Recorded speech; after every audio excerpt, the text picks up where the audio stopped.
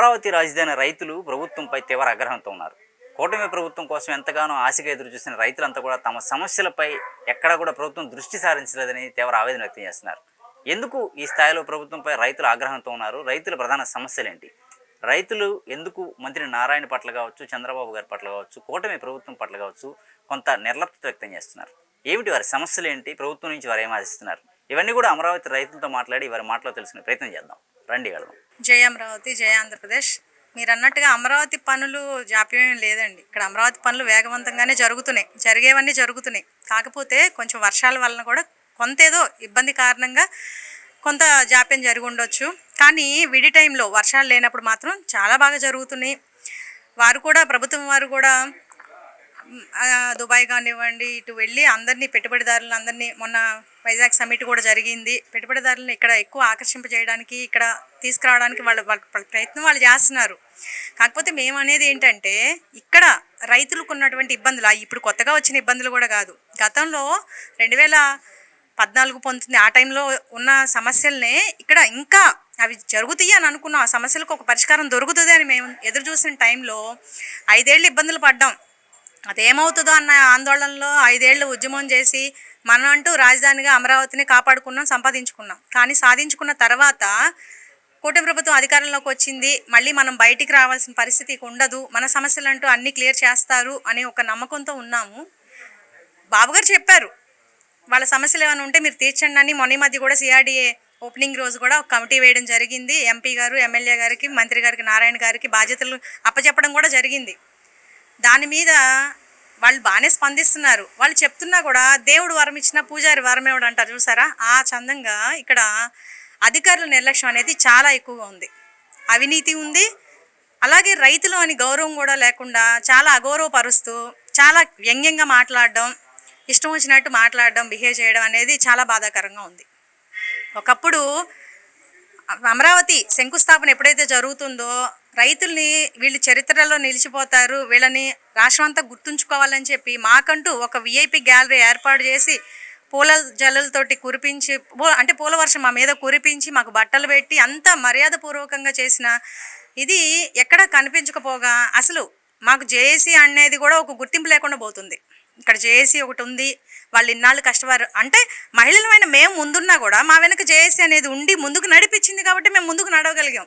So వాళ్ళ కష్టాన్ని, వెనుకున్నటువంటి వాళ్ళ కష్టాన్ని కూడా గుర్తించి ఇప్పుడు ఇన్నాళ్ళు కష్టపడ్డారని చెప్పి బాబు గారు కూడా మర్యాదపూర్వకంగా ఒక మీటింగ్ అనేది ఏర్పాటు చేస్తే బాగుండేది ఫస్ట్లో స్టార్టింగ్లో. కానీ వాళ్ళు అధికారంలోకి రాగానే ఆయన కష్టపడే పనిలోనే 24 గంటలు కష్టపడే పనిలోనే ఉన్నారు కాబట్టి సో తప్పులేదు.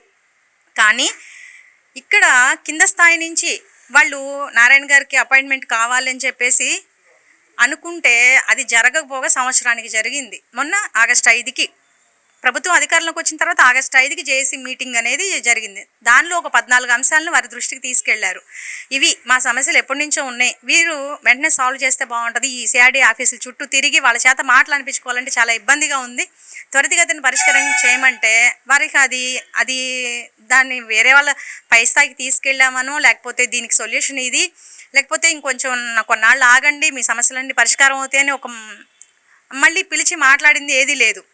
సో ఇది ఇలా ఉండగా ఇంకెవరు పట్టించుకోకపోతున్నారు, ఇంకెవరు పట్టించుకోవట్లేదు దీని మీద. అసలు ఏం చేయాలి అని అనుకున్న టైంలో మేమేంటంటే గ్రామాల్లో ఒక ఈ ఫార్మర్స్ వెల్ఫేర్ అసోసియేషన్ అని ప్రతి గ్రామానికి ఉంది, 29 గ్రామాలు మొత్తం మీద. సో దాని ద్వారా రిప్రజెంట్ చేద్దాం. ఇప్పుడు సరే బాబు గారు చెప్పారు కాబట్టి ఈ 3 మంత్రులకు కూడా మనం రిప్రజెంట్ చేసి ఇంకా అవి సమస్య ఒక కొలికి రాకపోతే కనుక అప్పుడు డైరెక్ట్గా బాబు గారితోనే మనం ముఖాముఖిగా ఒక వేదిక ఏర్పాటు చేసుకోవాలనే నిర్ణయంతో మొన్న మేము ఏర్పాటు చేసుకోవడం జరిగింది. ఎందుకంటే ఇక్కడ రైతుల్లో బాగా అసహనం ఎక్కువైపోతుంది, అసంతృప్తిగా ఉన్నారు. ఇక్కడ చాలా అసహనం ఎక్కువైపోతుందండి. ఎందుకంటే అధికారుల వైఖరి అలా ఉంది. ఇక్కడ చాలా ఇష్టం వచ్చినట్టు మాట్లాడతా, డబ్బు ఇచ్చినోడికే పని జరుపుతా, ఇక్కడ సామాన్యుడికి ఎలాంటి పనులు జరగకపోగా పోనీ మంచిగానే సమాధానం వస్తుందా అది లేదు. చాలా వ్యంగ్యంగా మాట్లాడడం, అసలు రైతులంటే అంత చులకన భావం ఏంటో మాకైతే అర్థం కావడం లేదు.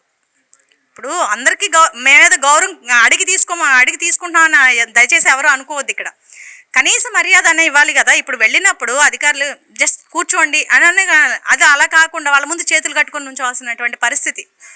ఎందుకు భూములు ఇచ్చింది వీళ్ళ చేత మాటలు అనిపించుకోవడానికి అనే ఆవేదన మాలో ఎక్కువైపోతుంది.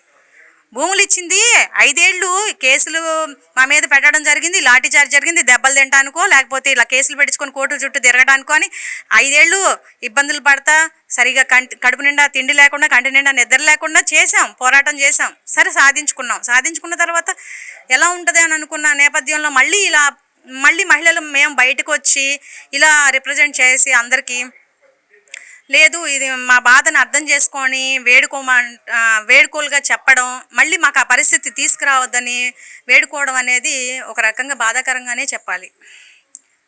సో ఇక ముందు మేము అడిగేది ఏంటంటే కంపల్సరీగా ఇప్పుడు ఈ అధికారుల వల్ల మాకు ఎలాంటి పనులు జరగవని మాకు తెలుసు కాబట్టి సీఎం గారి దృష్టికి ఇది కంపల్సరీగా ముఖాముఖిగా వెళ్ళాలి. ఇది మా బాధ ఆయన ఆలకించాలి.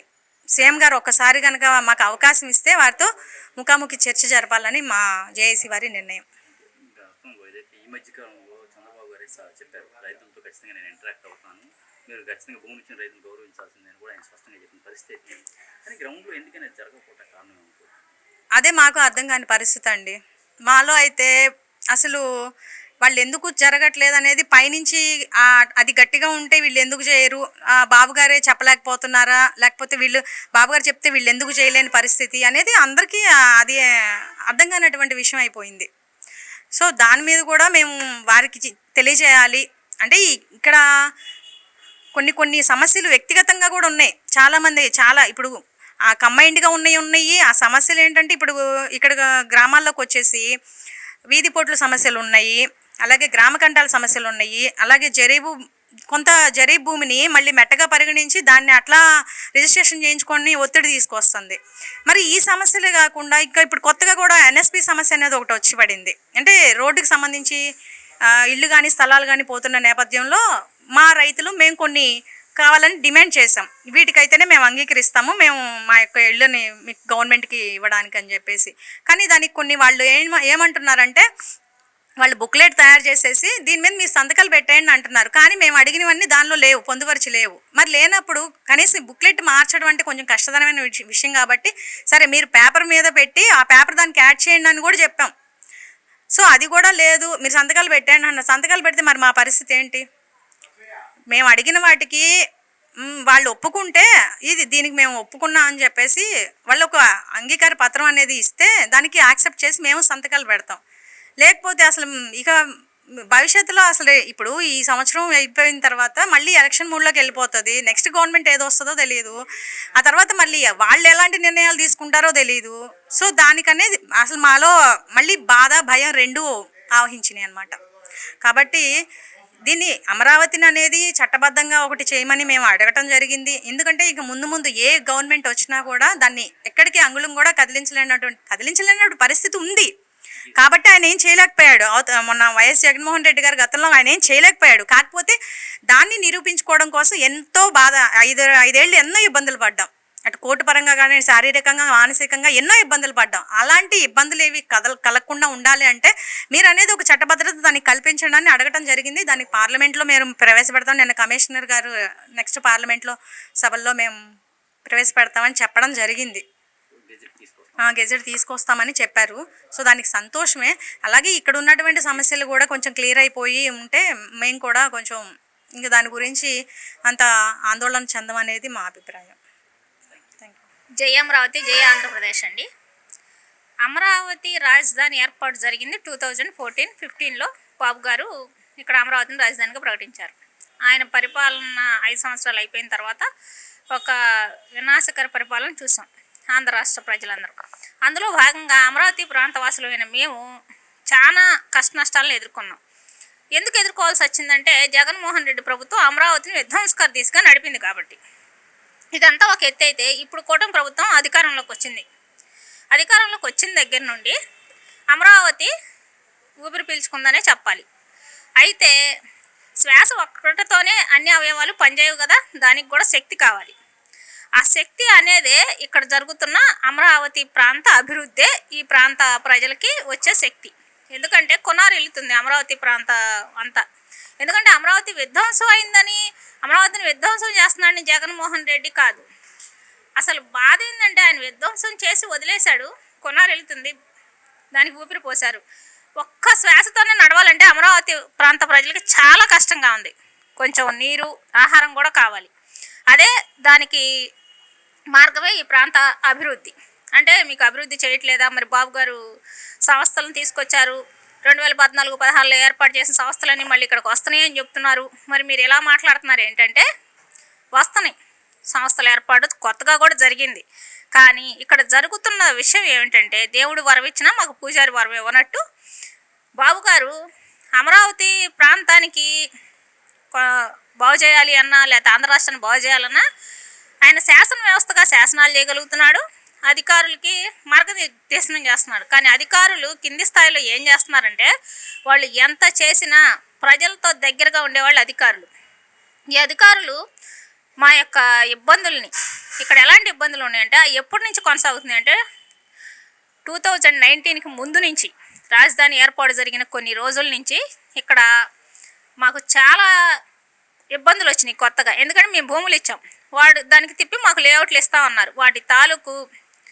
వాటి తాలూకు లేఅవుట్లకు సంబంధించి వీధి పోట్లు కానివ్వండి, గ్రామ కంఠాలకు కానివ్వండి, ఈ గ్రామాలకు సంబంధించి కొన్ని ప్రాంతాలు మేము స్వచ్ఛందంగా ఈ ప్రాంత అభివృద్ధి కోసం అడిగాం, వాటి గురించి కానివ్వండి, ఇవన్నీ చాలా పెండింగ్లో ఉన్నాయి.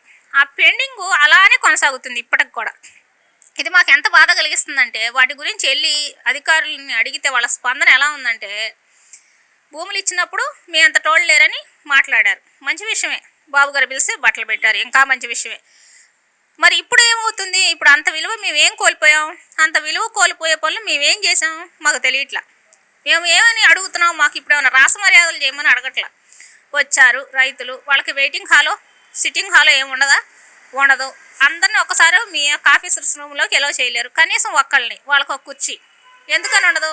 రైతులు మొహాలు చూడంగానే ఎందుకు బయటికి ఎప్పుడు పోతారా, వీళ్ళకి మీ సమాధానం చెప్పేది అనేలాగా ఉంది. మీరు మాకు సర్వెంట్లా, మేము మీకు సర్వెంట్లా? మీరు ఏ విధంగా ఏర్పాటు ఇక్కడికి వచ్చారు? మీరు సర్వీస్ చేయడానికి వచ్చారా, లేకపోతే మేమేమన్నా ఇది చేసి మిమ్మల్ని ఇబ్బందులు పాలు చేసి ఇక్కడికి తీసుకొచ్చామా? అసలు సిఆర్డీఏ అంటే ఏంది? ఏ ప్రాతిపదికన ఏర్పడింది? ఎవరి సమస్యల గురించి ఏర్పడింది? మీకు ఎవరితో సంబంధాలు ఉంటాయి? ఇది అధికారులకు తెలుస్తుందో తెలియట్లేదో, మాకైతే తెలియట్లేదు. సరే, మీకు రైతులతో కాంటాక్ట్ అవ్వడం ఇష్టం లేదు, అదే తెలియజేయండి మీ పై అధికారులకి, మీకు ఆర్డర్స్ జారీ చేసిన మంత్రివర్యులకి, ఆఖరికి ముఖ్యమంత్రి గారితో సహా. ఎందుకంటే మీరు ఇక్కడి నుంచి ట్రాన్స్ఫర్ వెళ్ళిపోవచ్చు, రాజకీయ పార్టీలు మారచ్చు. మారంది ఏంది? భూములు ఇచ్చిన నేరానికి మేము, మా వారసులు, మా బిడ్డలు పలాంతరం వాళ్ళు భూమి ఇచ్చిపోయారు, వీళ్ళు అప్పుడు సచ్చింది కాదు బారికి మా తరాలను చంపుతున్నారు, వాళ్ళు భూమి ఇచ్చారంట, అది ఉంది, దానికి కాగితం వేసుకొని తిరుగుతుంటే వాళ్ళేమో అసలు లేదు అంటున్నారు, ఇది ఎప్పటికి పరిష్కారం అనేది ప్రశ్న. 11 సంవత్సరాలు అప్పటికి ఇప్పటికీ ప్రశ్నలే మిగులుతున్నాయి కానీ సమాధానాలు లేవు.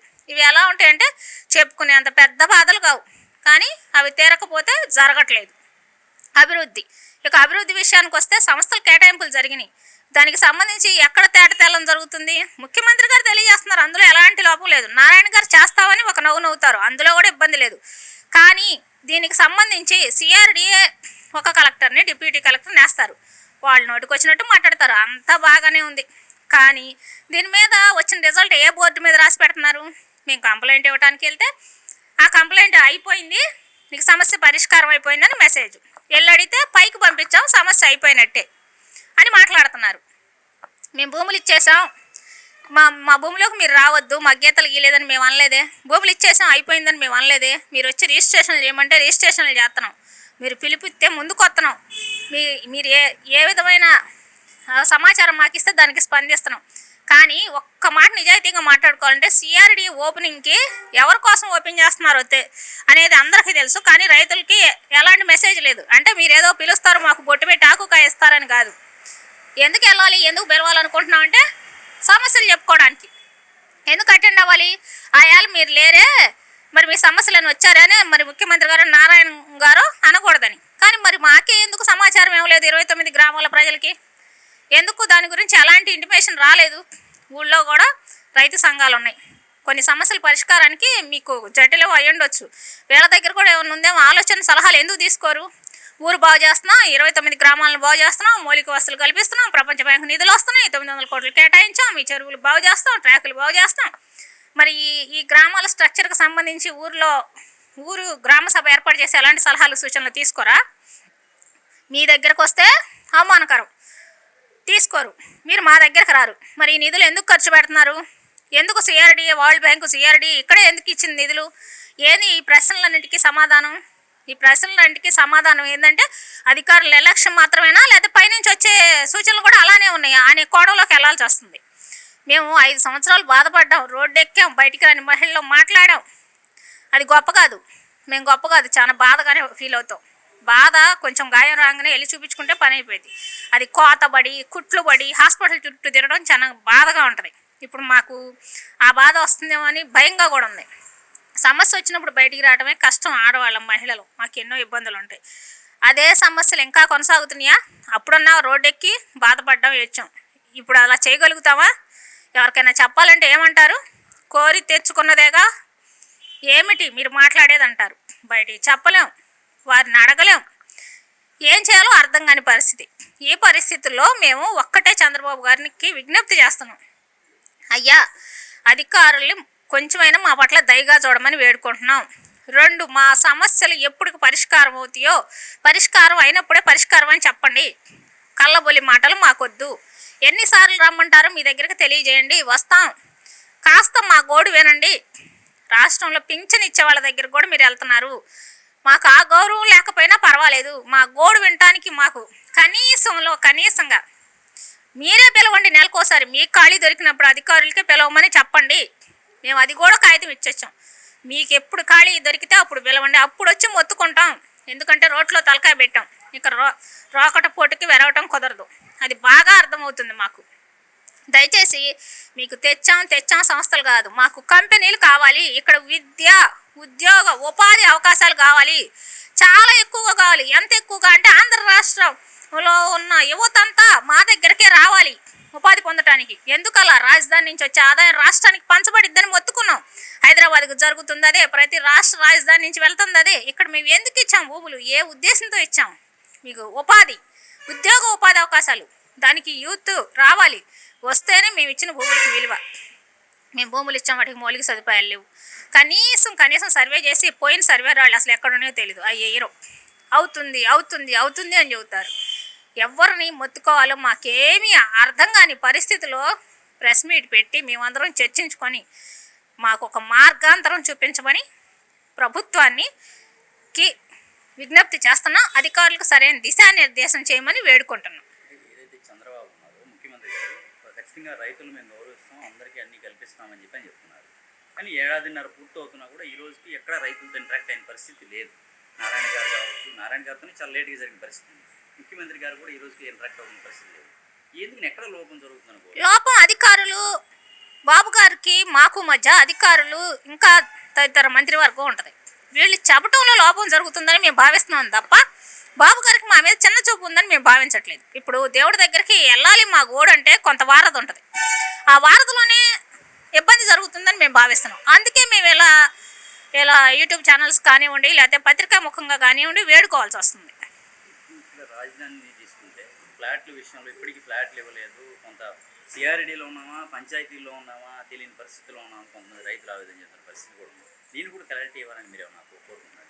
చాలా క్లారిటీ ఇవ్వాలని కోరుకుంటున్నాం. ఎందుకంటే సిఆర్డీ అధికారులు ఎందుకు రైతుల పట్ల ఎంత వివక్షగా ఉంటున్నారు? ఎందుకు పదే అసలు లంచాలు ఎక్స్పెక్ట్ చేస్తున్నారు? ఎక్కడెక్కడ అధికారులు సిఆర్డీలో వచ్చి దూరాలను ఎందుకు అనుకుంటున్నారు? లోకల్ పీపుల్కి, యూత్కి ఉద్యోగం ఇస్తారు, ఇక్కడే సిఆర్డీలో కానీ ఎక్కడైనా అంటున్నారు. మేము జాబ్ కోసం వేస్తే ఆల్రెడీ మాకు ఫిల్ అయిపోయినాయి, మేము దాంట్లో పెట్టేసుకున్నామని వాళ్ళు మాట్లాడుతున్నారు. ఎందుకు మాకు ప్రయారిటైజేషన్ ఇవ్వరు? మీకు ఎంత ఇన్కమ్ ఉంటే ఎక్కడెక్కడ ఉన్న వాళ్ళు కూడా ఇక్కడికి రావాలని చూస్తున్నారు. అంటే మీకు జీతం ఒకటే కాదు, మాకు సేవ చేసే ఉద్దేశం లేదు. ఎంతసేపటికి లంచాలు ఎంత ఎక్కువగా వస్తాయి అనే దిశలో మీరు ఆలోచన చేస్తున్నారు. ఎన్నిసార్లు బాబు గారు మీకు చెప్తారు అధికారులు సరిగ్గా చేయమని? ఇది మామూలు రైతుల్ని ఈ విధంగా ఇబ్బంది పెడితే ఇంతకుముందు రైతులు ఈ జోలొచ్చి పోయిన వాళ్ళు కనపడుతున్నారు రోడ్ల మీద బాగానే. ఇప్పుడు సిఆర్డీ అధికారులైనా ఈ విధంగా వీళ్ళ ఇబ్బందులు పాలు చేస్తే ఏం జరిగిద్ది అనేది గతాన్ని చూసి తెలుసుకుంటే దాని ఫలితం వాళ్ళు తప్పకుండా ఎదుర్కోవాల్సి వస్తుంది. జై అమరావతి అండి, జై అమరావతి. మేము రాజధాని ప్రాంతంలోనే ఎసెంట్ రైతులమి కాబట్టి మేము రాజధాని కోసం నిత్యం పోరాటంలో అసలు జగన్మోహన్ రెడ్డి వచ్చి మా రాజధాని మీద 3 రాజధానులు అన్నప్పటి నుంచి కూడా మేము శిబిరాలు పెట్టుకొని అనేక విధాలుగా కష్టపడి రైతులు ఆంధ్రులంతా అన్యాయం అయిపోతున్నారు. మా పొలాలన్నీ పోయినాయి. మా ఒక్కళ్ళ కోసమే కాదు సార్, ఇది అందరి కోసం మేము పోరాడాము. కొంతమంది ఏమో వాళ్ళ కోసం వాళ్ళు పోరాడారు అంటున్నాడు. ఇప్పుడు మా కోసం మేము పోరాడే పరిస్థితి ఈరోజు ఏర్పడ్డది. గవర్నమెంట్ మారితే అట్లయినా మాకు న్యాయం జరిగిద్ది అనుకున్నాము. అలాంటి న్యాయం ఏమి మాకు జరగట్లేదు. రాజధాని రైతులను అసలు పట్టించుకోవట్లేదు. చంద్రబాబు గారేమో నారాయణ గారికి అప్పచెప్పాను, మొత్తం నారాయణ గారు చూసుకుంటారంట. అసలు నారాయణ గారిని చూసిన పాపానే మేము పోలేదు సార్. అలాంటి సిచ్యువేషన్ మేము చూస్తామని కానీ మేము వింటామని కానీ మేము అసలు మాతో వచ్చి ఒక్కసారి 1.5 సంవత్సరాల కాలం దాటిపోవస్తుంది. ఒక్కసారి కూడా మా రైతులతో కానీ ఇక్కడ పేదవాళ్ళతో కానీ మీరు ఏం చేస్తున్నారు, ఏం తింటున్నారు, ఎలా ఉంటున్నారు అని కానీ ఎవ్వరు మేము పొలం ఇచ్చే వరకు కూడా బస్సులు వ్యాన్లు పోలీసులు అందరూ వచ్చి పొలాలు ఇచ్చే అంతవరకు కూడా అనేక రకాలుగా వచ్చి కలెక్టర్ గారు సైతం రోజు తుళ్ళూరులోనే ఉండిపోయి ఈ ప్రాంతం పొలం ఇచ్చే వరకు కూడా చాలా రిస్క్ తీసుకున్నారు. ఇప్పుడు ఏమైంది సార్, మీరు పొలం ఇచ్చారు, ల్యాండ్ పూలింగ్ అయిపోయింది, అంతా అయిపోయింది. అయిపోయినాక రైతులను పట్టించుకోకుండా మాది ఎక్కడుంది 4 గజాలు, మా పొలం ఎక్కడుంది, మాకు వచ్చిన గజాలు ఎక్కడున్నాయి, మొత్తం అసలు కంపా కట్టితో ఉంది. మేము ఏం బాధపడుతున్నాము? అసలు వాటర్ ఉందా, మాకు సదుపాయం ఉందా? అన్ని కాలువల పైపులు తెగిపోయి ఉన్నాయి. ఈ రాజధాని జేసి పుక్కలేళ్ళు పెట్టి తొలగించేటప్పుడు ఆ పైపులు మళ్ళీ కనెక్షన్ ఇవ్వాలంటే మాకు 4 రోజులకు 5 రోజులకు నీళ్లు వచ్చే పరిస్థితి ఉంది. వాళ్ళు ఎవరికి చెప్పుకోవాలి? అక్కడికి వెళ్తేనేమో పంచాయతీ సిబ్బంది జనాలు లేరు. సిఆర్డీకి నీళ్ళు ఇచ్చేదేంది? అసలు సిఆర్డీకి ఆఫ్ చేస్తే వాటరు ఈ ప్రాబ్లం సాల్వ్ అవుద్ది.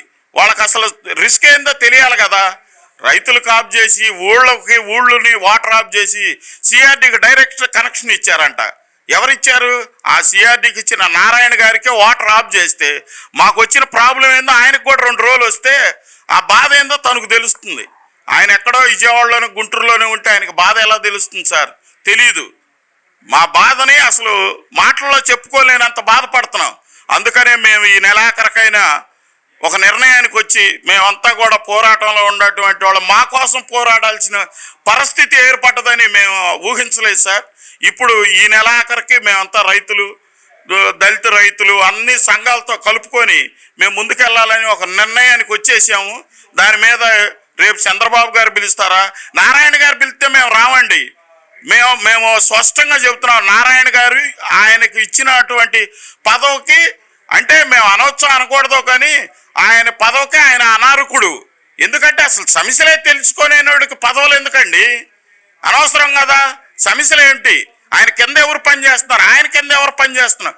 స్థానిక ఎమ్మెల్యే గారికేమో ఆ ఇన్ఫర్మేషన్ ఆయన నారాయణ గారు వచ్చినప్పుడు ఆయన తీసుకొని వెళ్ళాలి కదా. ఇక్కడ సమస్యలు ఏందో ఎమ్మెల్యే గారి ద్వారా తెలుసుకోవాలిగా. ఎమ్మెల్యే గారిని పిలవరు, ఇక్కడ ఏం చెయ్యరు, ఎలా తెలుస్తుంది? ఎమ్మెల్యే గారికే ఇన్ఫర్మేషన్ లేకుండా చేస్తున్నాడు నారాయణ గారు. తప్పంతా బాబు గారి దగ్గర ఉందా, నారాయణ గారి దగ్గర ఉందా అనేది ఆలోచిస్తే మాకు బాబు గారి ఇన్ఫర్మేషన్ మొన్న సిఆర్డీ ఓపెనింగ్కి వచ్చారు బాబు గారు, మేము కూడా వెళ్ళాం. నారాయణ గారితో కలిపి ఎంపీ గారితో కలిపి ముగ్గురు మాట్లాడుకొని రైతులకు అన్యాయం లేకుండా చేయమన్నారు. ఎక్కడ చేశారు సార్?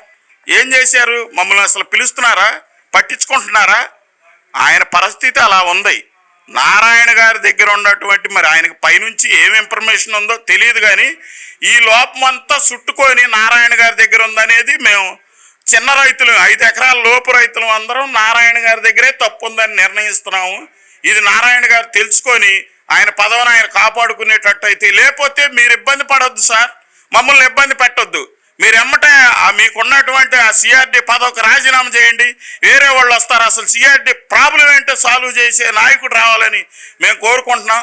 అసలు మా ఎమ్మెల్యే గారిని కూడా అక్కడ పిలవడం నారాయణ గారు ఏమో మరి స్థానిక ఎమ్మెల్యే గారిని పిలవాలి కదా. ఆయన వచ్చినప్పుడు పిలవకుండా కూడా ఆయన ఏం చేస్తున్నాడో అనేది మాకు ఇన్ఫర్మేషన్ లేదు, మా ఎమ్మెల్యే గారికి ఇన్ఫర్మేషన్ లేదు.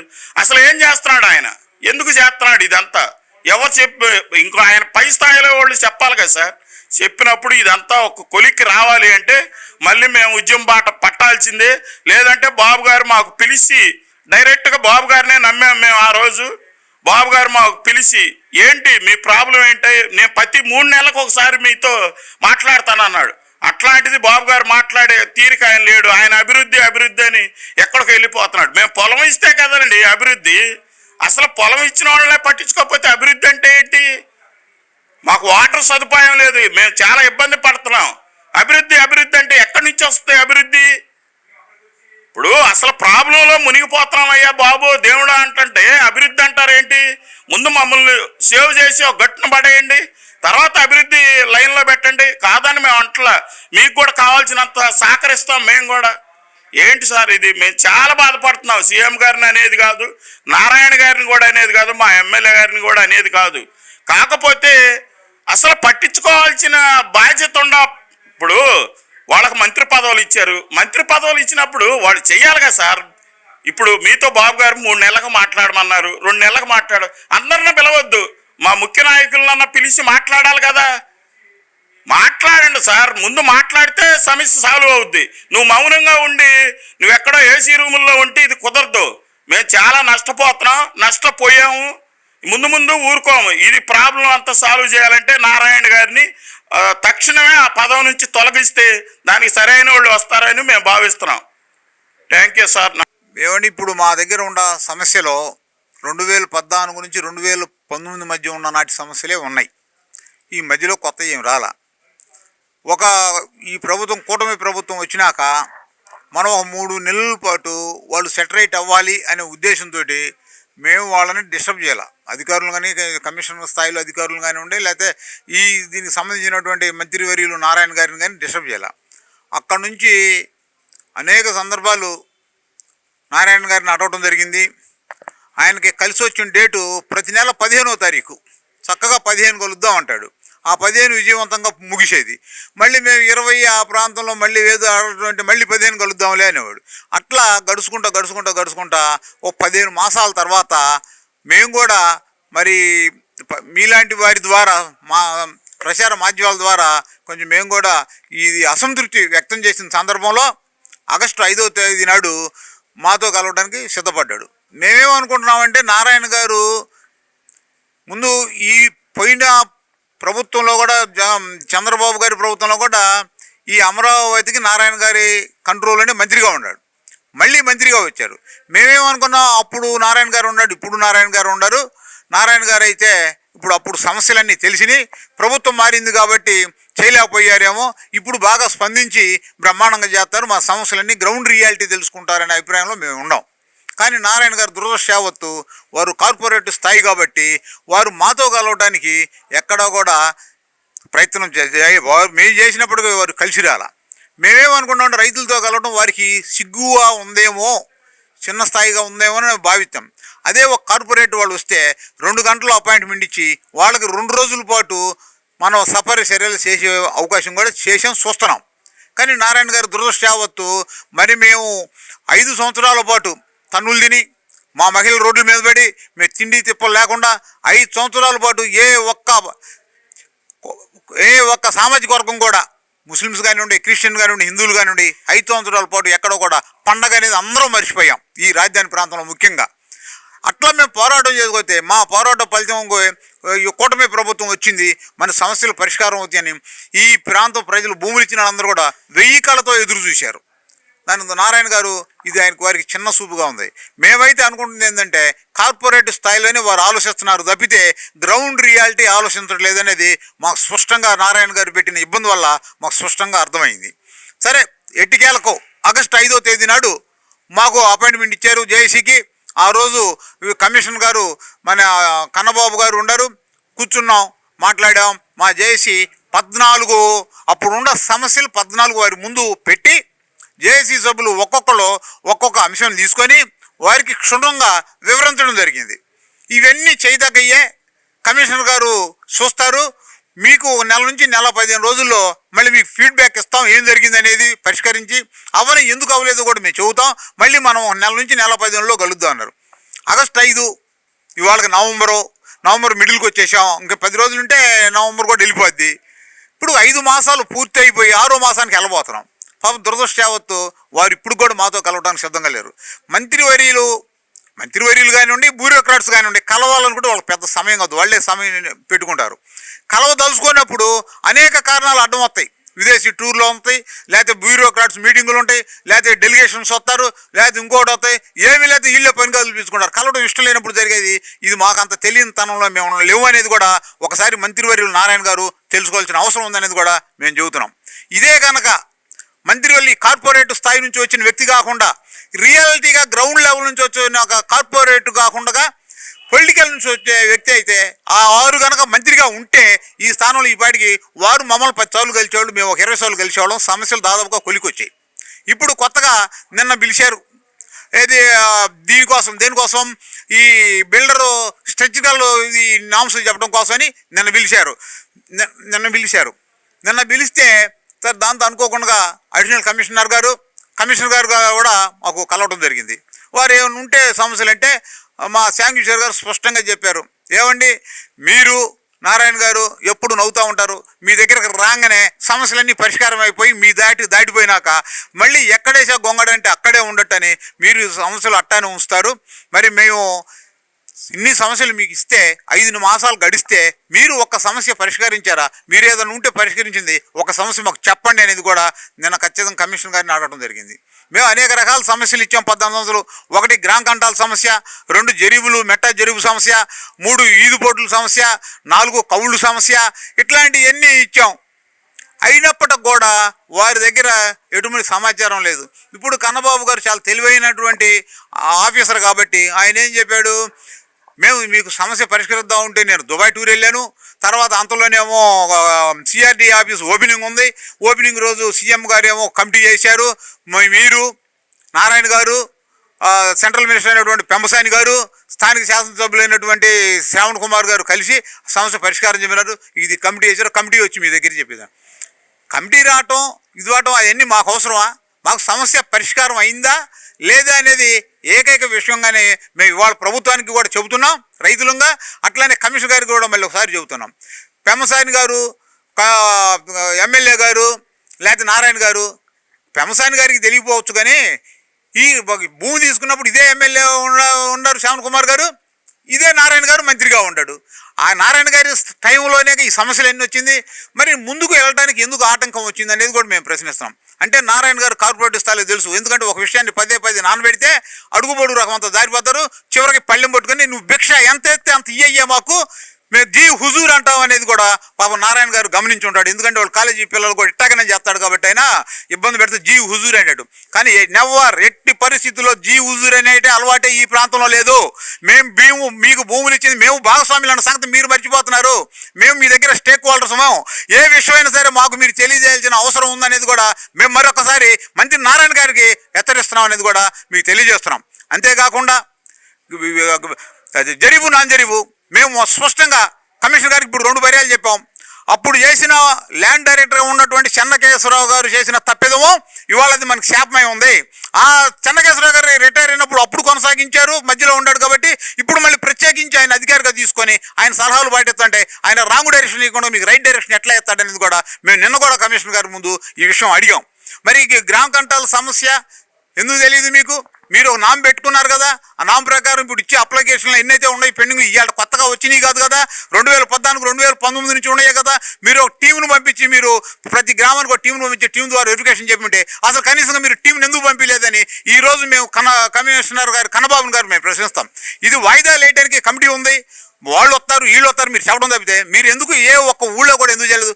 కమిషనర్ గారు స్వయంగా 3 గ్రామాలు తిరిగాడు. 3 గ్రామాల్లో మీకు అనుభవం వచ్చింది, 3 గ్రామాల్లో వ్యతిరేకత వచ్చింది కదా, 3 గ్రామాల్లో మేము ఇచ్చిన 14 అంశాలే చర్చించారు కదా, మీరు ఎందుకు నిర్ణయాలు తీసుకోలేకపోతున్నారు అనేది కూడా మేము స్పష్టంగా చెబుతున్నాం. ఇది మళ్ళీ అడిదిప్పి పొలిటికల్ గ్రౌండ్లోకి వేసి తప్పిదం వాళ్ళ మీద నెడదామైనా చేసింది అధికారులు మీరే అయితే. అట్లనే జరీబు నాన్ జరీబు నిమ్మతోటలో రాజధాని వచ్చేది 2014 వేయలేదు కదా నిమ్మతోటలో. దానికి ముందు 30 ఏళ్ళ నుంచి 20 ఏళ్ళ నుంచి 25 ఏళ్ళ నాటి ముందు ఉండే నిమ్మతోటలే కదా, అంతకుముందు ఇయే కదా. 1970 నుంచే కరెంట్ ఉంది కదా, 1970 నుంచి ఆడ షుగర్ కేన్ హార్టికల్చర్ క్రాపులు పండించుకుంటున్నారు కదా. ఇవాళ మీరు కొత్తగా అవి జరీబు ఇవ్వాలంటే ఇంకా కొత్త వాళ్ళు వస్తారేమని మాకు సాగు చెప్పడం అన్న అయి ఉండాలి, లేకపోతే మమ్మల్ని భయపెట్టడం అన్న అయ్యి ఉండాలి. కొత్త వాళ్ళు ఎట్లా వస్తారండి? ఇవాళ 12 సంవత్సరాల తర్వాత ఇవాళ వచ్చి జరీబు అని ఎవరన్నా అడుగుతాడా? మేము మీ దగ్గర అప్లికేషన్ పెట్టుకున్నారు ఎవరన్నా? పెట్టుకున్న అప్లికేషన్ పరిష్కారం చేయమంటే మీరు కొత్త సమస్యలను అధికారులు సృష్టిస్తున్నారు. దేనికి కారణం మళ్ళీ రైతుల్లో గందరగోళం సృష్టించడం కోసం అనేది కూడా మేము స్పష్టంగా చెబుతున్నాం. రైతులు గందరగోళం అంటే డివిజన్ చేయాలనుకుంటున్నారు మీరు. ఇప్పుడు 12 సంవత్సరాల నాటి అడగనాళ్ళు ఇవాళ వచ్చి అడుగుతారా?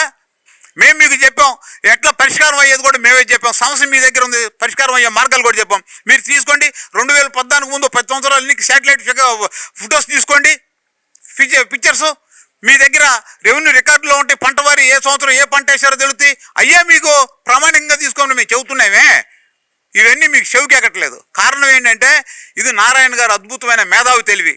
రాగం చేస్తా పోతే వాళ్ళందరికీ వాళ్ళు ఏదో ఒక విధంగా హుజూర్ అని భిక్ష అడుకోవాలనేది పరిస్థితి నారాయణ గారు కల్పిస్తున్నాం. మళ్ళీ ఒకసారి చెబుతున్నాం, ఈ తప్పిదం అంతా కూడా నారాయణ గారు అవినీతి ఆరోపణ ఎదుర్కొంటున్నటువంటి చిన్న కేసులు మళ్ళీ ఎందుకు పెట్టుకున్నట్టు? మళ్ళీ అవినీతి చేయమనా, లేకపోతే ఇంకేమైనా గందరగోళాలు సృష్టించమనా? ఇప్పుడు జరిగిన గ్రామ కంటాల విషయం కానివ్వండి, జరీబుల విషయాలు కానివ్వండి, కేవలం అప్పుడు ల్యాండ్ డైరెక్టర్గా పనిచేసినటువంటి చిన్న కేసులు గారి ఆయన నిర్వాహకాలు అనేది మేము మళ్ళీ మేము చెబుతున్నాము. జై హింద్, జై భారత్. ఈ కొన్ని గ్రామాలు సిఆర్డీలో లేని పరిస్థితి, అంటే సిఆర్డీ అని చెప్తున్నారు, మున్సిపల్ కార్పొరేషన్లో ఉన్నాయి కొన్ని గ్రామాలు, ఏదైతే రాజధానిలో ఉన్న గ్రామాలు ఉన్నాయో వాటిని మెడ్ చేస్తే కానీ గెజిట్ లేని పరిస్థితి ఉంటుంది. వీటి విషయంలో అధికారులు సరిగ్గా స్పందిస్తున్నారు అనుకోవచ్చు. ఇప్పుడు నిన్న చర్చ కమిషనర్ గారు ముందు మన పెనమాక రాజశేఖర రెడ్డి గారు అడిగారు, చూస్తాం ఆలోచిస్తాం అన్నారు. మేమేం చెబుతున్నామంటే అక్కడే సమస్య లేదు, ఇక్కడ కూడా గ్రామాల్లో కూడా ఉంది. ఏదన్నా ఖర్చు పెట్టేది పని అడిగేది ఉంటేనేమో గ్రామ పంచాయతీ వాళ్ళు ఇది మాది కాదంటే సిఆర్డీది అంటారు, డబ్బులు వచ్చేదైతే వీళ్ళు అంటారు. అసలు వాళ్ళకి వీళ్ళకి ముందు సమన్వయం లేదు. అసలు మేము ఎవరిని అడగాలి? ఉదాహరణకి ఒక గ్రామంలో స్థలం ఉంటే ఆ స్థలం కొలత కొలవాలంటే పంచాయతీ ఆఫీస్కి వెళ్తున్నాం మేము కాదంటారు, రెవెన్యూకి వెళ్తున్నాం మేము కాదంటారు, సిఆర్డీకి వెళ్తున్నాం మేము కాదంటారు. ఎవరు పంపాలి సర్వేర్లని?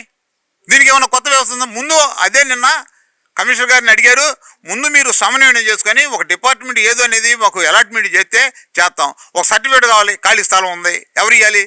పంచాయతీ వాళ్ళు ఇది మేము కాదండి సిఆర్డీ అంటారు, సిఆర్డీ వాళ్ళు ఇది మేము కాదు రెవెన్యూ వాళ్ళు అంటారు, రెవెన్యూ వాళ్ళు ఏమంటారు పుస్తకాలు మొత్తం సిఆర్డీ వాళ్ళు తీసుకెళ్లారని మాకేం సంబంధం లేదంటారు. ఈ గందరగోళంలో మమ్మల్ని ఇబ్బంది పెట్టి మమ్మల్ని ఒక రకంగా చెప్పాలంటే మేము భూములు ఇచ్చి తప్పు చేసాము, చంపలేసుకోవాల్సిన పరిస్థితి ఏర్పరిచింది. మేము కావాలని కోరుకొని ఈ ప్రభుత్వాన్ని తెచ్చుకున్నా కూడా వీళ్ళు ఎంతో ముందుగానే మేము 2 నెలల్లో 3 నెలలను స్పందించి పనిచేస్తారనుకున్నాం. 2 సంవత్సరాలు అయినా కూడా వీళ్ళే చేసే పరిస్థితి లేరు. మళ్ళీ మేము రోడ్లు ఎక్కే పరిస్థితి వీళ్ళు కల్పిస్తున్నారు. ఇళ్లలో మా మహిళలు ఆవేదన చెందుతున్నారు. కుటుంబాలని పెద్ద తరంగా ఉండేది పోషించేది మహిళలే. అందుకోసమే మన మహిళా తల్లులు మా బిడ్డలు ఏమైపోతారు, ఆ తర్వాత బిడ్డలు ఏమైపోతారు అనేది రోడ్ల మీదకి వచ్చింది. ఈ కళ్ళకు అవపడతారు నారాయణ గారికి అవపడదు. ఎందుకు అవపడడం అంటే అమరావతి టు తిరుపతి యాత్రకు పోతే ఆయన నియోజకవర్గంలో కుండా యాత్ర పోతుంటే కనీసం పలకరీలా, కనీసం ఆయన పలకరిపోయాడు, ఆయన తాలూకా కూడా వచ్చి పలకరీలా. వైసీపీలో ఉన్నటువంటి కోటం రెడ్డి, శ్రీధర్ రెడ్డి వచ్చి పలకరించాడు. మీకు ఏదైనా సమస్య ఉంటే మా దగ్గరకు రండి, నాకు ఫోన్ చేయండి, ఫోన్ నెంబర్ ఇచ్చేళ్ళాడు, మీకు కావాల్సిన సహాయ సహకారాలు అందిస్తాను. నారాయణ గారు అప్పుడు స్పందించలా, ఇప్పుడు స్పందించలా.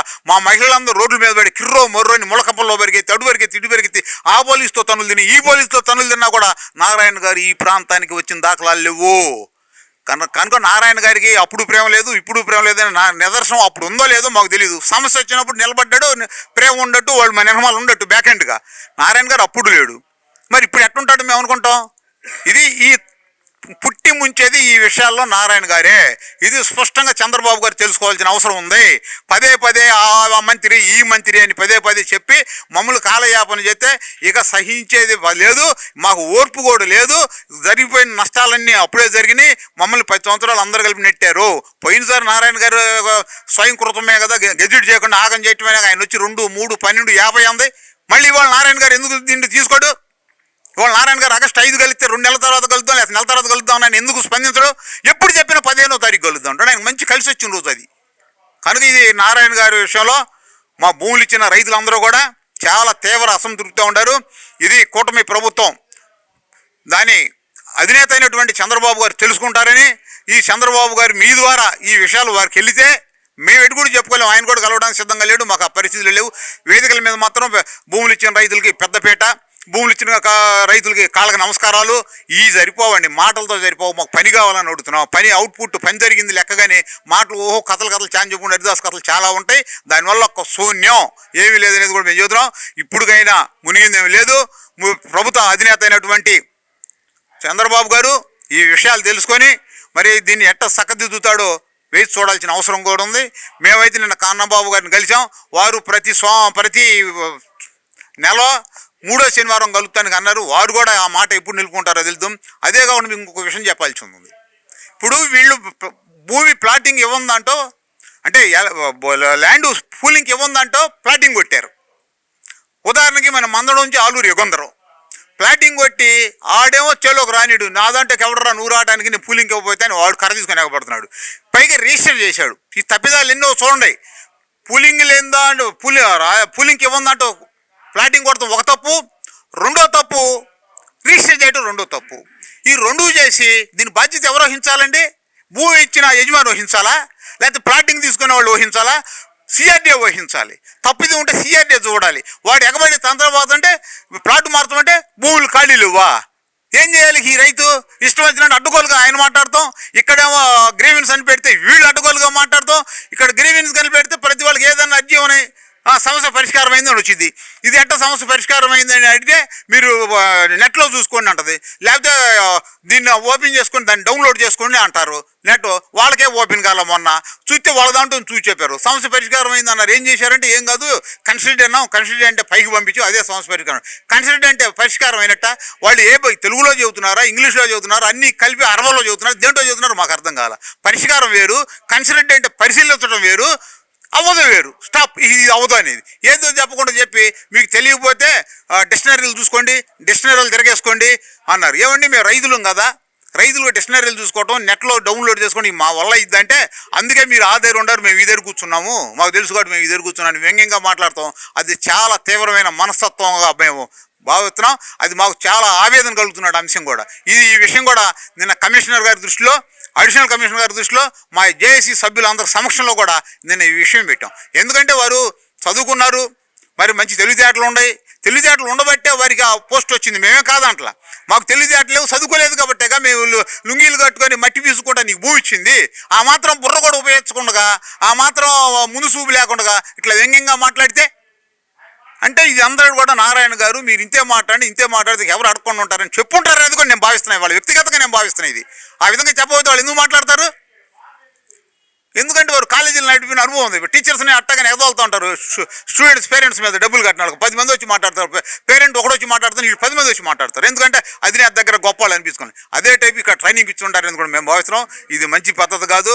అడిషనల్ కమిషనర్ భార్గవ తేజ గారు ఈ విషయం తప్పండి జరిగితే మేము వాళ్ళని పిలిచి మాట్లాడతామన్నారు. మా శాంకిషోర్ గారు ఏకంగా ముందు వాళ్ళకి ట్రైనింగ్ ఇవ్వండి అన్నాడు. ఎందుకన్నారంటే అసలు ఇదేం సమాధానం అండి? ఒక డిప్యూటీ కలెక్టర్ హోదాలో గ్రీవెన్స్కి హెడ్గా ఉండి జయశ్రీ గారు ఈ మాట్లాడే మేము బుక్కులు కొనుక్కొని తిరిగేసుకోవాలా? 65 సంవత్సరాల వయసులో మేము బుక్కులు కొనుక్కొని తిరిగేసుకొని అంత పరిస్థితే ఉంటే, మాకు అంత జ్ఞానమే ఉంటే బుడిగి మీకు భూములు ఇచ్చి మీ దగ్గర మేము భిక్ష పట్టుకొని అడగాల్సిన పరిస్థితి ఏర్పడేదే ఈరోజు. కనుక అధికారులు ఆలోచించాలి సానుకూలంగా, ప్రభుత్వం అంతకుమించి ఆలోచించాలి. ప్రభుత్వాన్ని మరి కమిషనర్ ఈ రాజధాని విషయంలో కమిషనర్ గారు ప్రభుత్వాన్ని నడుపుతున్నాడో తెలీదు, ప్రభుత్వం కమిషనర్ గారు నడుపుతుందో తెలియదు. నారాయణ గారు స్వయంగా ఆలూరు ఎగొందర్ అనే అతనికి ప్లాటింగ్ ఇల్లు అక్కడ ఉందంటే మీరు మనమే తప్పు చేసాం ఇవ్వందంటూ ఇచ్చాం, 2 రిజిస్టర్ చేశాం కాబట్టి వారిది ఆలోచిస్తుందంటే వాది 1 వారంలో అవ్వాలని ఆయన చెప్పి 2 నెలలు గడుస్తున్నా కూడా ఆయనకే పట్టించుకోలేదు. నారాయణ గారి సమస్య కమిషనర్ గారు పట్టించుకోవాలా అంటే సామాన్యులు మా పరిస్థితి ఏంటి? మేము ఇంకెవరో చెప్పుకోవాలి. అదే పరిస్థితి మీ ద్వారా మేము రాష్ట్ర ప్రజానికాన్ని కూడా తెలియజేస్తున్నాం. ఇదే అంశం ఇట్లా ఘోరంగా జరుగుతుందనే అంశం కూడా మీకు తెలియజేస్తున్నాం. మా రైతులు భూములు ఇచ్చిన పరిస్థితి. జై హింద్, జై భారత్. రాజధాని విషయంలో రాజధాని ఏర్పాటు అయినప్పుడే ఆ రోజునే ఈ సమస్య అసలు మొదలైంది. అధికారులు లేకపోతే నాయకులు భూమి తీసుకునేటప్పుడు ఒక రకంగా, భూమి తీసుకున్న తర్వాత వేరే రకంగా మాట్లాడుతూ అప్పుడున్న పరిస్థితులు అనేక అవినీతిమైన జరిగినాయి. సరే అప్పుడు 18, 19 నాడు ఏ రకమైన సమస్యలు ఉన్నాయో ఇవేళ కూడా కంటిన్యూ అవుతున్నాయి.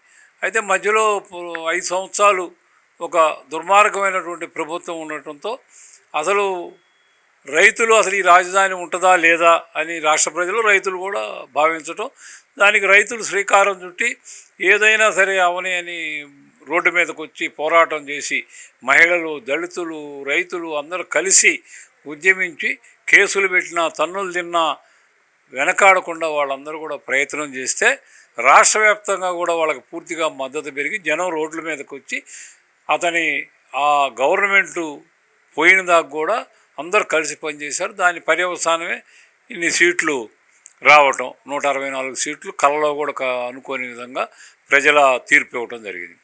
అయితే అక్కడి నుంచే మొదలైనవి మా బాధలు. ఏదైతే అక్కడ పెనం మీద నుంచి పొయ్యిలో పడ్డామంటారు, అతను అప్పుడు పెనం మీద నుంచి పొయ్యిలో పడినట్టయింది మా పని. ఏంటంటే అసలు ఎవరికి చెప్పుకోవాలా? అనేక సమస్యలు ఉన్నాయి. చిన్న సన్నకారు రైతులు 85% అని ముఖ్యమంత్రి గారే చెబుతూ ఉంటాడు పద్దాకు. కానీ ఆ 85% మంది అసలు అధికారులకు సమస్యలు చెప్పుకోగలుగుతారా? వాళ్ళు ఆలకిస్తారా? వాళ్ళకి పాపం తెలుసా? రోజు పొలంలో పనిచేసుకునే వాళ్ళకి వాళ్ళ సమస్య ఎట్లా పరిష్కరించుకోవాలో తెలుసా? ఎక్కడ కూడా సిఆర్డీఏకి పోతే గౌరవం లేకుండా మాట్లాడటం, వాళ్ళని తోలనాడటం, ఒక స్థాయిలో ఉన్న వాళ్ళకు కూడా ఒక స్కీము అధికారి స్కీమ్కి చైర్మన్కి కూడా పేపర్లు విసిరేసే పరిస్థితి ఈ రకంగా రావటం, దానివలన అసలు ఈ రైతుల పట్ల వాళ్ళ వైఖరి ఏంటి అనేది కూడా అర్థం కాకుండా ఇది ఎవరు పరిష్కరించాలి? అప్పుడు ప్రభుత్వం. రాజకీయ పరిష్కారం ఉంటేనే దీనికి రైతులకు మేలు జరిగింది. ఇప్పుడు అధికారుల ప్రభుత్వమా? నా రాజకీయంగా చేస్తేనే అవుతుంది, అధికారులు మాకేముందలే అనుకుంటున్నారు. మనం అడిగితే అది వాళ్ళు చేయాలంటారు. ఒకళ్ళ మీద ఒకళ్ళు అధికార స్థాయి పెంచుకుంటా పోయి మేము కాదు అని నారాయణ గారు ముఖ్యమంత్రి గారు. అయితే అసలు ఈ నేపథ్యంలో మేము మొదట 3 నెలలు వదిలేస్తే అధికారానికి వచ్చినాక అక్కడి నుండి కూడా మేము పదే మమ్మల్ని ఒకసారి కలవండి మేము మా బాధలు ఉన్నాయని చెప్పుకుంటామంటే మంత్రి గారు ఇట్లనే మీ పత్రికల ద్వారా చెప్పిన తర్వాత సంవత్సరం 2 నెలలు 14 నెలలకి మాకు ఒక అపాయింట్మెంట్ ఇచ్చారు. ఆ రోజు 14 సమస్యల మీద వినతిపత్రం ఇచ్చాం. ఇవన్నీ కూడా ఒక నెల రోజుల్లో నేను సాల్వ్ చేసి మీకు చెప్తాను. నెల కాదు, ఇప్పుడు 3 నెలల 15 రోజులైంది. ఈలోపు ఇంకా 4-5 కొత్త సమస్యలు వచ్చినాయి. అసలు ఎవరు సిఆర్డీఏ వాళ్ళు పిలవరు, మంత్రి గారు పిలవరు. ముఖ్యమంత్రి గారు ఇంతవరకు సంవత్సరంన్నర అయింది మమ్మల్ని అసలు గుర్తించారో లేదో. అసలు ఇక్కడ ఒక రైతులు ఉన్నారు, రైతు జేఏసీ ఉంది, రైతులకు తరపున పోరాడారు, ఒక సంస్థ ఉంది అనేది మరి వారికి తెలుసో లేదో కూడా నాకు అనుమానంగా ఉంది. అసలు వారు ఎలాంటి చొరవ కూడా మా పట్ల తీసుకున్న పరిస్థితి లేదు. రాజకీయ సంకల్పం లేకుండా ఒక సమస్య ఎట్లా పరిష్కారం అయింది? ఇవాళ రాష్ట్రంలో పెట్టుబడులు పెడతానికి వస్తున్నారు, మరి ముఖ్యమంత్రి గారు వాళ్ళకి రెడ్ కార్పెట్ వెల్కమ్ జరుపుతున్నాడు కదా, ఒక నోడల్ ఆఫీసర్ని పెడుతున్నాడు కదా, 4 స్టాఫ్ను పెడుతున్నారు కదా. వాళ్ళ సమస్యలు వెంటనే పరిష్కారం చేసి ఈ రాష్ట్ర అభివృద్ధిలో భాగస్వాములు అవ్వాలని మేమందరం కూడా స్వాగతిస్తున్నాం కదా. మరి రాష్ట్రం అభివృద్ధి అవ్వాలంటే అవన్నీ చేయాలి వాళ్ళకి. మరి మేమేం పాపం చేసాం? మేము అభివృద్ధి కోసం భూములు ఇచ్చాం, రాజధాని కోసం భూములు ఇచ్చాం, మరి మేమేం తప్పు చేసాం? ఈ రైతులు ఏం తప్పు చేశారు? చిన్న రైతులు 1/2 ఎకరం ఉన్న భూమిని కూడా అతను కష్టపడి సంపాదించి కూడా రాజధానికి ఇచ్చేసాడే. మరి అతనికి సమస్య వస్తే మీరు పట్టించుకోవాల్సిన అవసరం లేదా? ఇదంతా ఏమైంది? అసలు ఏ సమస్య ఏ స్థాయిలో పరిష్కరిస్తారనేది ఈ ప్రభుత్వంలో లేకుండా పోయింది. తహసీల్దార్ చేసే ఉంటాయా, డిప్యూటీ కలెక్టర్ చేసే ఉంటాయా, లేకపోతే అడిషనల్ కమిషనర్ చేసే ఉంటాయా, లేదా కమిషనర్ చేయాలా, లేకపోతే మంత్రి గారు చేయాలా, ఇంకా పెద్ద సమస్య అయితే ముఖ్యమంత్రి గారు దాని మీద దృష్టి పెట్టాలా అనేది ఉంటుంది. కానీ అసలు ఇప్పుడు ఏమైంది? చిన్న సమస్య కూడా ముఖ్యమంత్రి గారి దగ్గరకు పోవాల్సినటువంటి పరిస్థితి చెప్తున్నారు. ఎందుకంటే కింద వాళ్ళందరూ మాకు తెలియదండి, పయ్యాళ్ళు చివరి కమిషనర్ గారు ఏమన్నాడు, పయ్యాళ్ళు అంటున్నాడు ఆయన కూడా. అంటే ఎవరు? ముఖ్యమంత్రి గారు, మంత్రి గారు. ఇప్పుడు నిన్న కమిషనర్ గారిని కలిసాం, ఆయన ఏమంటాడు? ఇప్పుడు ఏమంటే మన ముగ్గురితో కమిటీ చేశారు, నారాయణ గారితో, పెమ్మసాని గారితో, ఎమ్మెల్యే గారితో, వాళ్ళు మీతో మాట్లాడి నిర్ణయం చేస్తారని. ఏమంటే ఆ కమిటీ వేసి నెల 15 రోజులైంది, ఇంతవరకు సూయిసాయి లేదు. అక్కడి నుండి ఏం పరిష్కరిస్తారు? మీ వైపు నుంచి ఏంది? అసలు మీరెందుకు కలవరు మమ్మల్ని? నెలకు ఒక్కసారి మమ్మల్ని కలవచ్చుగా అంటే ఆయన నిన్న చెబుతారు ఇక నుండి కలుస్తానండి అంటారు. సంవత్సరంన్నర అయిపోయింది, ఇప్పటి నుంచి ప్రతి నెల కలుస్తానండి మిమ్మల్ని అంటారు. కాబట్టి అసలు ఒక యంత్రాంగం అనేది ఇదేంటంటే కార్పొరేట్ స్టైల్, నువ్వు అన్ని సింగిల్ విండో అయిపోతున్నప్పుడు ఒక యంత్రాంగాన్ని ప్రభుత్వం నిర్మాణం చేయాలి. ఇదిగో ఈ సమస్యలు మీరు పరిష్కరించేయండి అని. కానీ ఆ యంత్రాంగం లేకపోవటం ఎన్నటికి సమస్యగా వచ్చింది.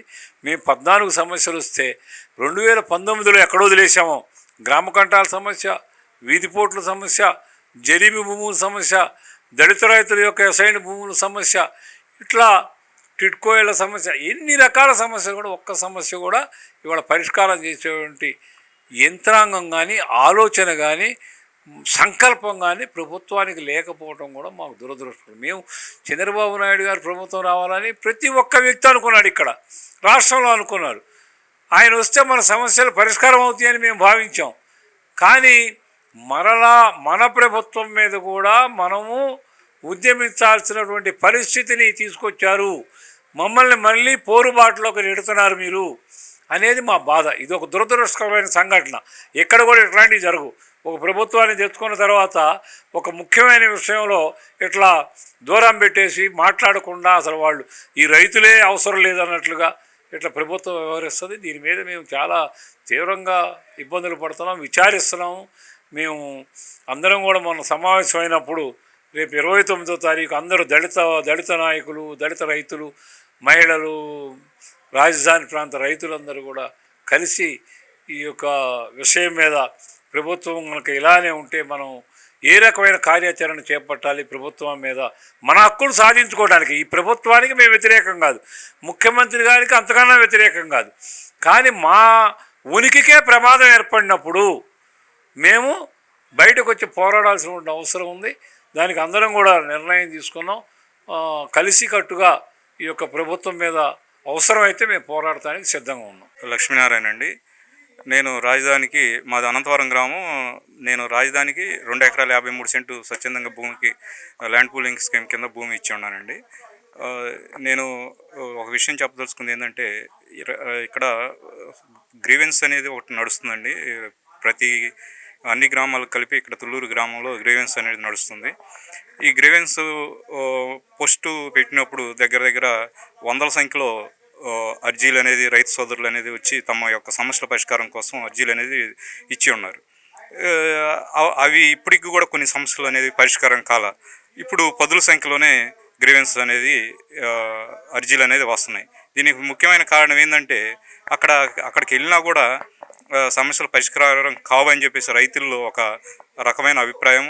మరియు రైతులకి ఈ మనం చెప్పే సమస్యలన్నీ కూడా ప్రభుత్వం నిర్ణయాల మీదే ఆధారపడి ఉన్నాయని చెప్పేసి రైతులు కూడా రాలేకపోతున్నారు. ఒకవేళ వచ్చినా సరే అక్కడికి వచ్చిన తర్వాత ఇప్పుడు కొత్తగా భార్గవ తేజ్ గారు వచ్చారండి. భార్గవ తేజ్ గారు రెండు గ్రీవెన్స్కి అటెండ్ అయ్యారు. తర్వాత ఇప్పుడు భార్గవ తేజ్ గారు రావట్లేదు. ఇప్పుడు నోడల్ అధికారి ఒక మేడం గారిని అక్కడ ఈ గ్రీవెన్స్ అనేది రన్ చేస్తున్నారు. ఆమె సమాధానాలు ఏ విధంగా చెప్తుందంటే, నాకే 9వ విడత కౌలు పడలేదని చెప్పేసి ఒక గ్రీవెన్స్లో నేను అర్జీ పెడితే సమస్య పరిష్కారం ఏందని మెసేజ్ వచ్చింది. సమస్య పరిష్కారం ఏందండి మెసేజ్ వచ్చిందని నేను కొంచెం గట్టిగా అడిగితేటప్పటికి, అప్పుడు మీ భూముల రేట్లు ఎంత, ఇప్పుడు మీ ప్లాట్ల రేట్లు ఎంత అని చెప్పేసి ఆమె నన్ను క్వశ్చన్ చేసిందండి. నేను కూడా అధికారి యొక్క గౌరవం కాపాడటం కోసం, ఏమండి మీరు అప్పుడు జాయిన్ అయినప్పుడు మీ యొక్క జీతం ఎంత, ఇప్పుడు మీకు ఎంత పెరిగిందని నేను కూడా అడిగేవాడిని. కాకపోతే ఆ గౌరవం కాపాడటం కోసం అందరిలో నేను ఆ విధంగా అడగలేకపోయానండి. అదేవిధంగా ఇప్పుడు మొన్న ఒక సోదరుడు వచ్చి గ్రీవెన్స్లో సమస్య పరిష్కారం అయిందని చెప్పేసి గ్రీవెన్స్లో ఏంటంటే నేను వచ్చి అడిగితే, నేను కూడా పక్కనే ఉన్నాను, రైతు సోదరుడు నన్ను తీసుకొని వెళ్ళారు. ఆ రోజు రైతు సోదరుడికి చెప్పింది ఏంటంటే, మీరు నెట్లో చూసుకోవాలండి, కంప్యూటర్లో చూసుకోవాలండి, లేకపోతే ఫోన్లోనే వస్తాయండి అని చెప్పిందండి. రైతులకి వాస్తవంగా అది చూసుకునే పరిజ్ఞానం కూడా లేదండి. పరిజ్ఞానం కూడా లేకనే ఆయన వాళ్ళు చూపిస్తుంటే చూసి, ఇదిగోండి కన్సిడర్ అని ఉంది కదండి అని అంది. కన్సిడర్గానే ఉండటం ఏందండి, కన్సిడర్ అంటే ఏంటంటేనండి, ఆ రైతు అడిగాడండి. వాస్తవంగా ఆయనకు కూడా తెలియదు కన్సిడర్ అని అంటే ఏంది. దీన్ని మీరు డిక్షనరీలో చూసుకోవాలండి అని అందండి. ఇప్పుడు రైతుతో మాట్లాడే విధానం అదేనండి. డిక్షనరీలో రైతులు చూసుకోగలరండి. అట్లయితే ఒక రైతు సోదరుడిగా నేను ఇప్పుడు ప్రభుత్వం వారికి ఒక సూచన చేయదలుచుకున్నాను. అర్జీతో పాటు మీరు ఇచ్చే అక్నాలజ్మెంట్తో పాటు, గ్రీవెన్స్ అక్నాలజ్మెంట్తో పాటు ఒక ఆక్స్ఫర్డ్ డైరీ కూడా ప్రతి ఒక్క రైతుకి ఇస్తే, మీరు పంపించే మెసేజ్లు డైరీలో ఎత్తుక్కొని అక్కడే సమస్యలు రైతులు ఈ మెసేజ్ యొక్క అర్థాలు తెలుసుకొని వాళ్ళు మీ దగ్గరికి రాకపోవటమో వస్తామో తెలుసుకుంటారండి. అదేవిధంగా ఇప్పుడు యువనోళ్ళ దాంట్లో కొంతమందికి ప్లాట్లు వచ్చినాయి ఉన్నాయండి. ఒక రైతు సోదరుడిగా నేను ఇవ్వనోళ్ళ దాంట్లో ప్లాట్లు ఎందుకు వచ్చినాయని నేను మిమ్మల్ని అడిగితే ఇదేంటి అక్యుజేషన్ చేసి మేము తీసేసుకుంటాము, అసలు ఇవ్వనోళ్ళ దాంట్లో ఇవ్వటం ఎందుకు, అక్యుజేషన్ అనే మాట ఎందుకండి? అందరికి మళ్ళీ మాకు మళ్ళీ వాళ్ళు కూడా ఇప్పుడు మా జేఏసీ వారు ఇచ్చినట్టు ఒక 14 సమస్యలతో ముడిపడి ఉన్నాయండి. వాళ్ళు భూములు ఇవ్వటానికి కారణం కూడా అవి వాళ్ళతో కూడా మీరు ఎందుకు చర్చలు జరపలేకపోతున్నారు? ఒక రైతు సోదరుడిగా నేను నా తోటి రైతు యొక్క భూమిని మీరు లాగేసుకొని ల్యాండ్ పూలింగ్లో కాకుండా ల్యాండ్ ఎక్విజేషన్లో లాగేసుకొని అని నేను చెప్పలేనండి. ఎందుకంటే వాళ్ళ సమస్యలు వాళ్ళకు ఉన్నాయి. మీరు మీ దగ్గర కూడా కొన్ని తప్పులు పెట్టుకొని మేము ఎక్విజేషన్ నోటిఫికేషన్ ఇచ్చాము, ఎక్విజేషన్ ఇచ్చేస్తారు, మేము ఆ రైతు లాగేసుకున్న తర్వాత మీ ప్లాట్ రిజిస్ట్రేషన్ చేస్తాము. అంతవరకు ఇప్పుడు కొంతమంది ఉన్నారండి ఎడ్యుకేషన్ లోన్ కావాలంటున్నారు. వాళ్ళకి ప్లాట్లు వాళ్ళు ఏ విధంగా బ్యాంక్కి వెళ్ళి లోన్స్ అప్లై చేసుకోగలరండి? మేము ఒక రైతు సోదరుడిగా మా తోటి రైతు యొక్క భూమిని మేము లాక్కోమని మేము చెప్పమండి. ఎందుకంటే మీరు వాళ్ళతో చర్చించాలి.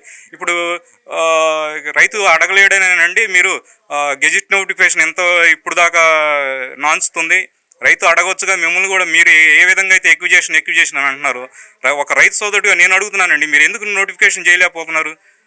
వాటి వల్లే కదా కొన్ని భూములు గ్రామ కంటాలని, వీటి వల్లే కదా మిగతా భూమి అనేది ఆగిపోయింది. వాటి యొక్క సమస్యలు పరిష్కరించండి. తర్వాత వాళ్ళు అప్పటికీ ఇవ్వకపోతే అప్పుడు వెళ్ళండి ఎక్విజేషన్కి.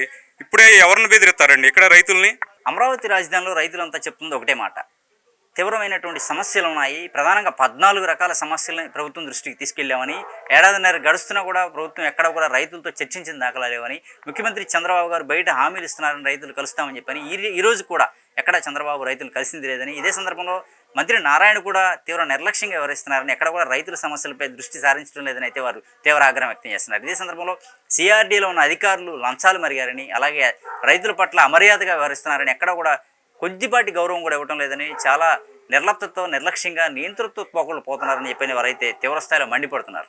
ఇప్పటికైనా ప్రభుత్వం స్పందించి భూములు ఇచ్చిన రైతుల పట్ల సానుకూల దృక్పథం చూపించాలని, రైతులతో చర్చించాలని, రైతుల సమస్యల పరిష్కారానికి చర్యలు తీసుకోవాలని వారు డిమాండ్ చేస్తున్నారు. లేని పక్షంలో ఏదైతే జగన్ ప్రభుత్వంలో ఉద్యమించామో అదే తరహాలో ఉద్యమాలు చేపట్టాల్సిన పరిస్థితి ఏర్పడుతుందని అయితే హెచ్చరిస్తున్నారు. వీడియో జర్నలిస్ట్ రెహమాన్తో నాని, ఏపీ అమరావతి, అభినవ్ భారత్, అమరావతి నుంచి.